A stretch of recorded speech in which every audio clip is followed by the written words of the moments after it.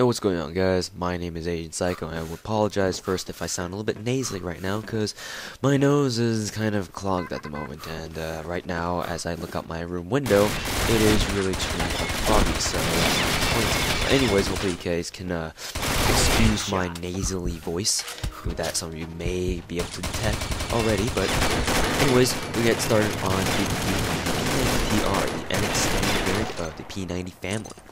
Now, this does cost 700 NX a day, and it's been one of the classic submachine guns that come out of history. And pretty much, if you're an NX user like I am, it's guaranteed you have the P90TR for permanent somewhere in there. And if you don't, then, well, sucks to be you, because you kind of missed out. I don't think the P90TR is available for permanent purchase anymore, because I do remember buying the P90TR for permanent during their scrap sales where they were selling all of the, or most of the NX standard guns off at like really discounted prices. I don't think I paid more than $10 for my permanent P90TR, but I had the P90TR, I have the P90TR, so I really did. So, well, hell, if in case, in the rare chance that my P90TR does expire on my ass, then I got the P90TR to fall back on. But anyways, let's get started on the P90TR review. So, statistically speaking, there is no difference between the P90 and the P90TR. All the stats that make some of you are the same. There are a couple fundamental differences about the P90TR that differ from the P90 SE and the original P90. The first one that's noticeably different is obviously the silencer. Let's talk about its attributes a little bit that the P90TR offers you.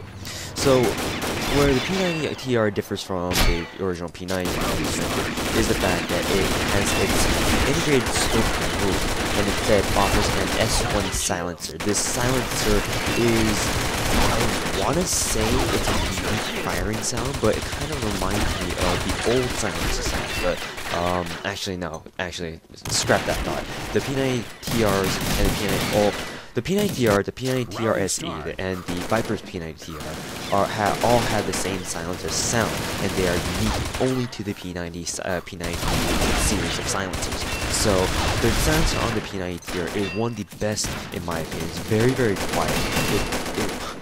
And that's pretty much the main advantage of it. It's just so silent that pretty much you need to be like up in people's faces in order for them to hear you. And if you're shooting from middle distance, it's quite difficult for your enemies to blow up because the sounds are just so damn good on the P90TR and the rest of the variants that I haven't covered yet.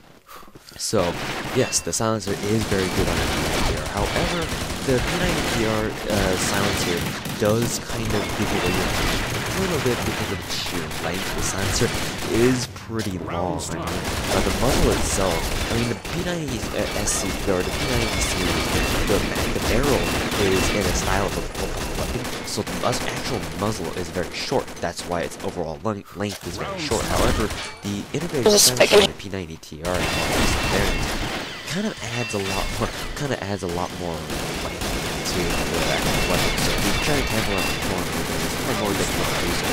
So it might be, sticking out seriously, you might see your silencer, and that might be a precision away, but if you don't really care about that, then that's fine.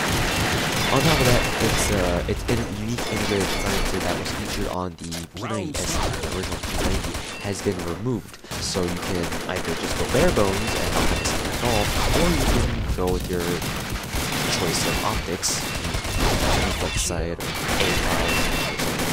I personally don't really see the reason to use sights on the P90TR because honestly, even though it is pretty good for long-range submachine gun tap firing, it's not really. I mean, I only use submachine guns at close quarters anyway, like they're meant to be used. But if you do want to go ahead and put an ACOG on it, then go knock yourself out. Any other changes? So basically, these attachments are the only things that are different about the P90. Like I mentioned before, this is exactly the same. However, let's talk a little bit more about the actual silencer. So the silencer, it's all about the silencer on the P90TR. Yes, I realized that now. It's all about the freaking silencer. It's, like I mentioned before, it's an S1 silencer, I believe, because it still shows the muzzle flash. It doesn't really get it all. But on top of just really making your P90TR very quiet, it changes your recoil. How it changes your recoil is it behaves like this. I mentioned in the P90 earlier that your P90's recoil spread recoil pattern kicks around in like a near perfect pattern. But at the same time, what I didn't mention, I think I did mention this before. What I did mention there is that your P90 is still going to kick relatively upwards. It's going to take some time, but it will still kick rather upwards if you pay attention to it. However, the P90TR, the vertical recoil is nearly gone. There is almost no vertical recoil to speak of.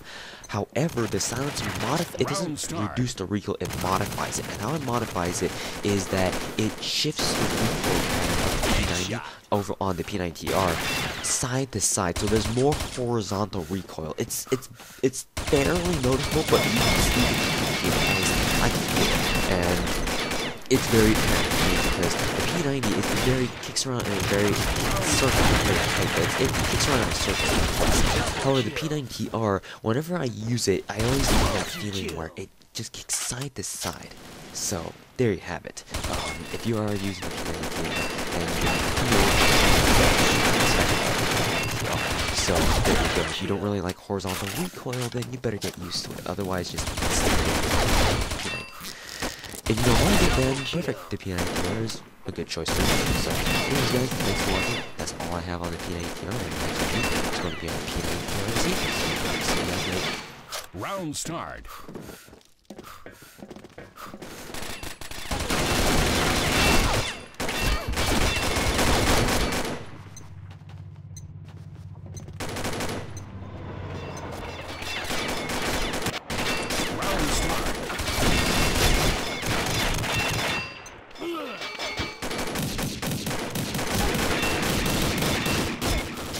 Start.